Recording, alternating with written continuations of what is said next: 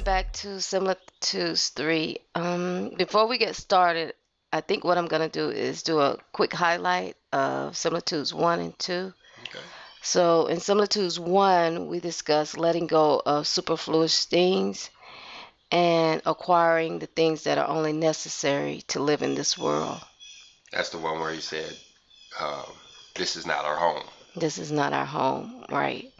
In Similitudes 2, we talked about having an abundance, how having an abundance of things is given to us by Yah, by the Father, so that we can give to those that are lacking.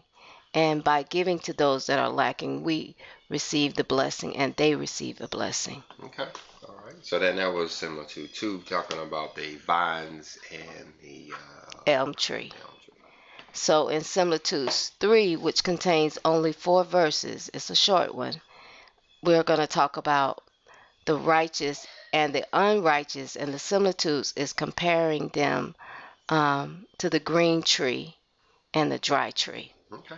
All right. And what is similitude? Tell them what similitude is again. A similitude is when you take two things and compare them to each other.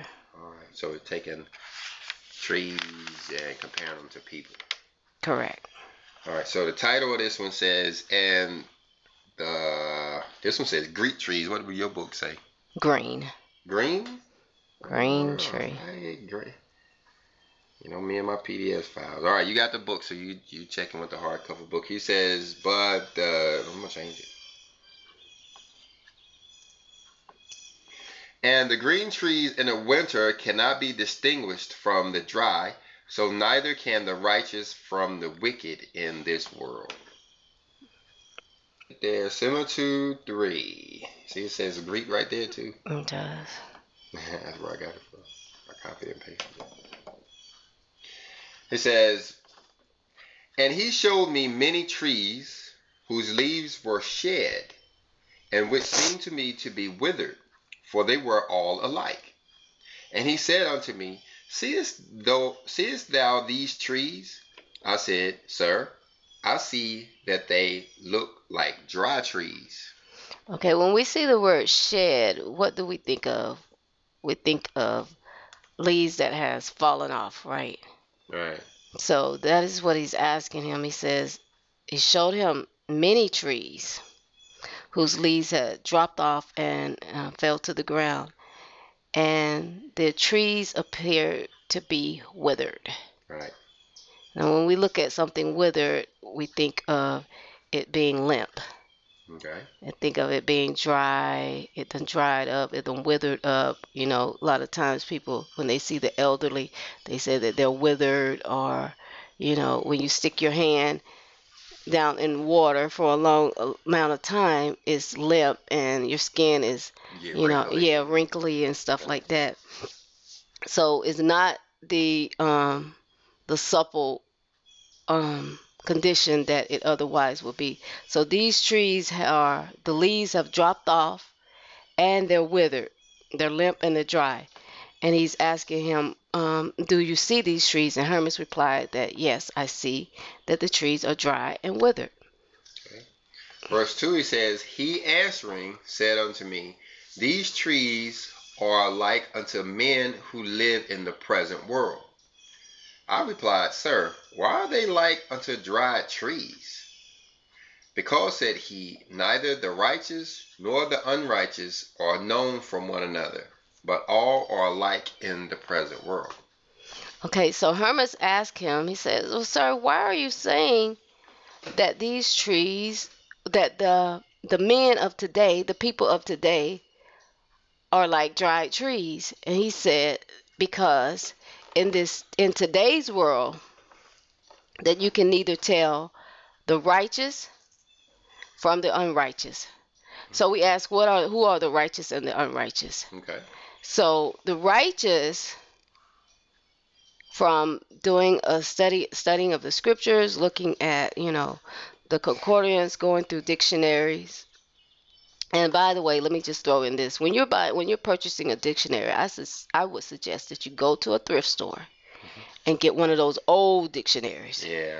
Don't get one of those today's New World dictionary, because they have words in them that Change the meaning of they the have word. changed the meaning, Soften the meaning. right, of a whole lot of the words. I would suggest you go back and get one of those old dictionaries from the thrift stores, those that's about the size of, you know how those thick telephone books were, Right. those big old thick ones, that have some of the best meanings of it, and they'll bring out the words for you.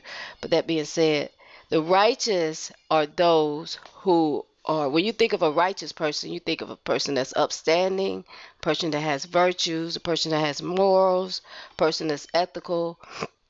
But it also tells us that the righteous person are those who rejoice in keeping the laws of the Lord. Okay. So the laws of the Lord. Keeping the laws of the Lord.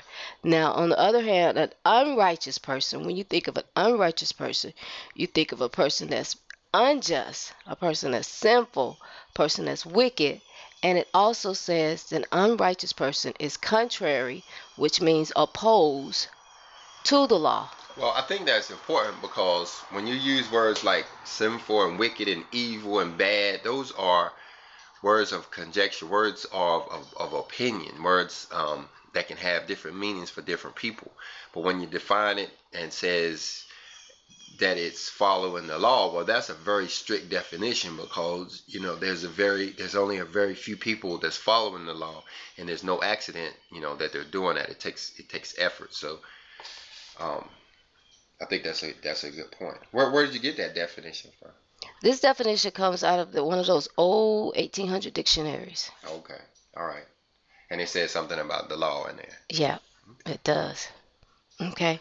So the angel is telling him um, that these trees are a representation of the righteous and the unrighteous. Okay, so in the present day world, the world that we live in now, is saying that everybody is like dry trees. It's like the wintertime for the trees, and we all look alike.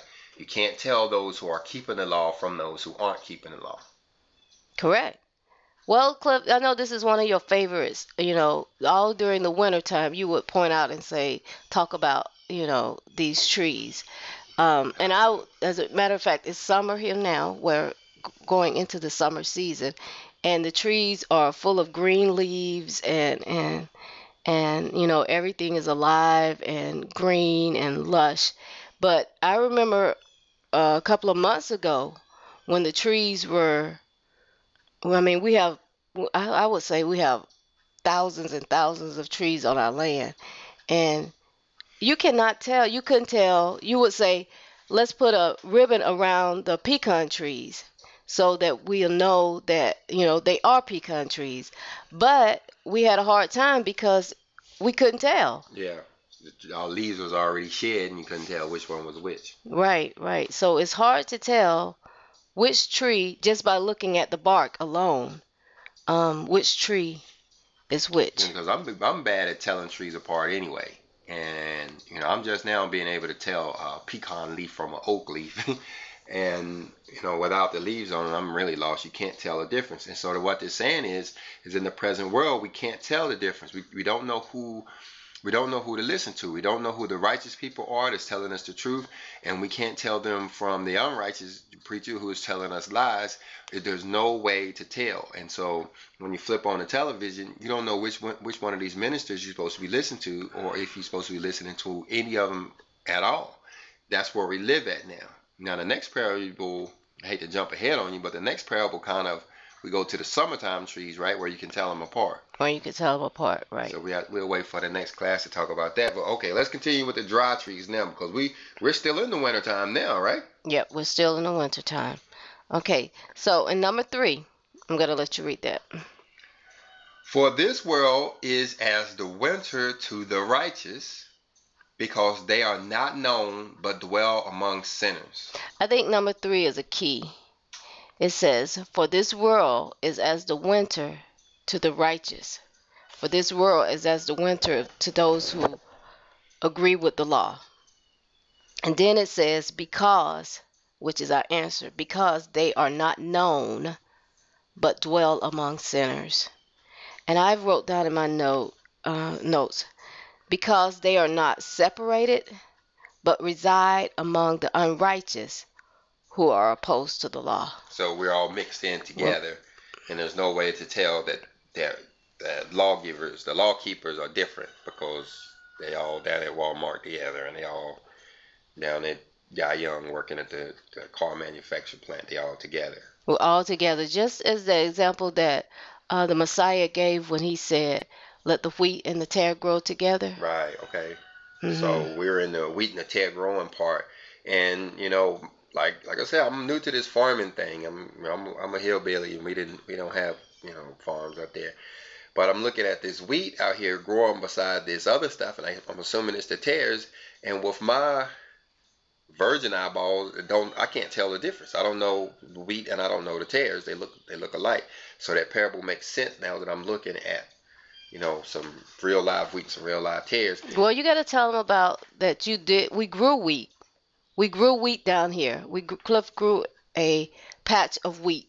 Right. And some grass grew up, and it seemed like the grass was trying to mimic the wheat. They look alike. Because they all look alike. I can't tell. You can't tell the difference if you are standing a couple of feet away. They all look alike, but you have to get up real close and say, well, this is not wheat, this is grass. They're all the same height, they're all the same shape, they're all the same color, but it's grass. Yeah. It's not wheat. Same shape. And that's the same way we are now, as all of us as ministers are trying to go out and trying to give the word of the Lord. We don't know which ministers we're supposed to be looking at. They all look alike. T.D. Jakes looks just like, the Reverend Pastor Deacon Dr. Doug, who is saying the same thing as, all these guys are doing it, and there's no way to tell us apart. Not right now. There's no way. He says, because we dwell among the unrighteous. Because we're right there with them. Because we're right there with them. Okay, and let's go to the last one, number 4.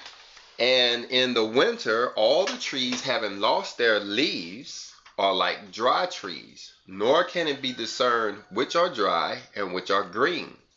So in the present world, neither the righteous nor the wicked are discerned from each other, but they are all alike. That's a matter of fact statement. All of them are alike. And in one of my notes, I said, with the dry trees, they have no sap. No sap. No, none of that. Okay. And the green trees, sap is in the ground. Exactly. Like say. Right. And the green trees, they have sap. Okay. So we'll talk about in our next similitudes 4, how in the summer times, how you will be able to tell. Okay. Because leaves will be able to form, and more importantly, fruit. So when do we get to the summertime? You're asking me when a day? You put me on the spot. I'm gonna say tomorrow. You can't tell. How you gonna tell? Yeah. How you gonna know? Tomorrow is in another 1,000 years from now. No, okay.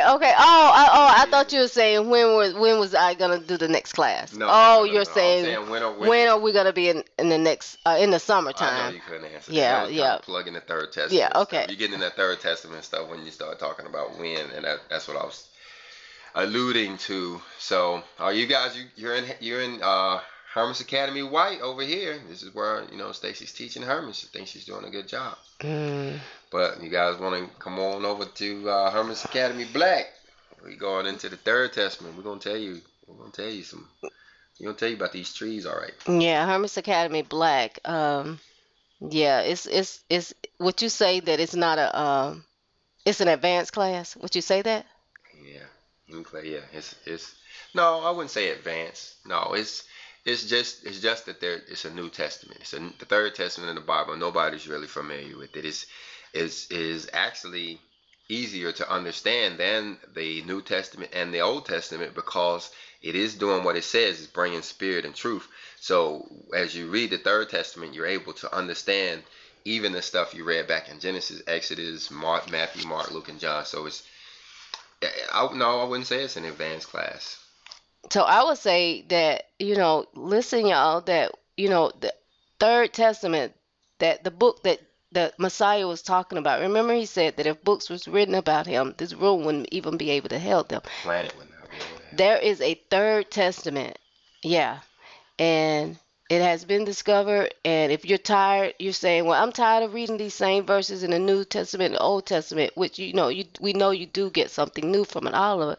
But there's actually a third testament, and it talks, as my husband was saying, about the spirit and the truth, and it pulls everything together.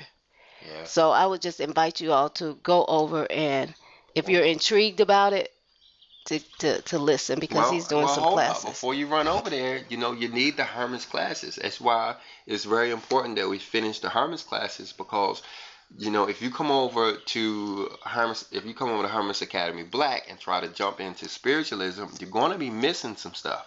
You got to have what you're teaching here in Hermas is necessary in order to enjoy that what you seek in the Third Testament. Meaning you got to understand about these trees. Remember the last class you gave about the giving? That is a huge part about activating Yeah, right, the right, right. the spiritual the to become spiritualized is to become charitable. And so if you don't understand what you talked about in that second class, Similitude 2, about giving and sharing, you're the chances that you're going to accidentally fall into a position where you are able to evolve spiritually is slim to none. The probability is not there. You got to have Hermas. You got to have the class you're teaching here and the stuff you're teaching is extremely important in order to unlock the spiritualism door. You just can't do it unless you're just born a really really good person. And I don't think there was only but one that was born a good person. It was Okay. just one. So y'all continue to listen to the Hermes class. We ask that you will, comment, give me your comments, and don't forget to subscribe and give us a thumbs up. Alrighty. So we'll see you guys in the next class, Similitudes 4. Shalom. Shalom.